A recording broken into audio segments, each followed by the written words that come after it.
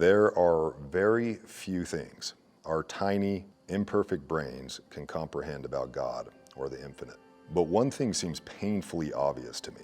God loves diversity. Look around, 8 billion people, no identical DNA, radically different minds and perspectives, different cultures, different histories, different traumas, different languages, and different religious lenses. But one thing biology teaches us, the more diverse a species is, the more resilient it is. So why would the spiritual world operate any differently? God creates infinite diversity. Religion tries to produce uniformity. Same words, same labels, same behavior, which is wild when you think about it. Because we're trying to force everyone to describe the infinite using the same finite vocabulary. That's not faith. That's insecurity dressed up like certainty. Now here's a hard pill to swallow, especially for Christians. If God is love, if God is just, if God is the same yesterday, today, and forever, then we are forced to wrestle with this question.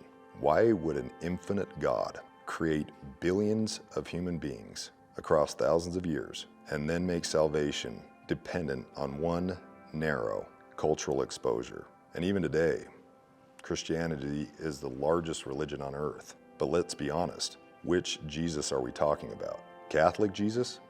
Protestant Jesus? Mormon Jesus? It's the same name, but it's wildly different theologies. So maybe the issue isn't God. Maybe the issue is our insistence in shrinking him down. Now, I'm not rejecting Jesus. I follow Christ because the Gospels give me the best framework on how to live my life as a man.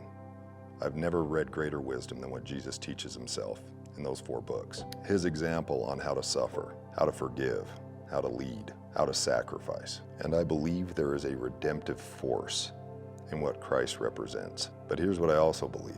The Spirit of Christ is bigger than Christianity. Jesus was loving to everyone, and the only people he had condemnation for were the religious who claimed to know him and claimed to speak for him. He didn't demand worship, and he didn't force terminology. He said, follow me. And following him looks like compassion, not theological gatekeeping. Some of the profoundest spiritual truths I've ever learned have come from people I don't share the same faith with. And that doesn't threaten my beliefs, it strengthens them. You don't have to adopt every belief, but you also don't have to damn everybody who doesn't believe the same as you. Maybe it's having the humility to let God be bigger than your image of him. And if you're feeling lost, if you're feeling stuck, if you're feeling inauthentic, join my tribe, Doughboy Nation, where you come be part of a group that is leveling up together, but also accepts who we are right where we're at. Comment spirituality, and I'll DM you back. Hope to see you there.